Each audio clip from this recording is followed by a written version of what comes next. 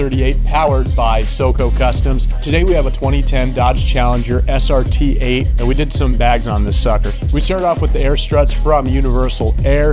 These are the fully ride height adjustable ones. The air management system is from Airlift Performance. This is the 3H. We use the dual Viair 444s in the 3/8 inch line. These wheels are a brand new wheel company that we just brought on. You'll see a lot more about them later. These are the Ferrata FR3s. This is a great 5-spoke look. They're a 20x10 up front and a 20x10.5 in the rear. I was really nervous about the fitment given that we couldn't go too far on the positive side because of the brakes on this vehicle. Ferrata definitely hooked us up with the right fitments. We didn't have to roll any fenders or anything like that, and the stance is perfectly tucked. All right guys, Brian, Posture 38. Give this video a thumbs up, give us a subscribe, give us a follow.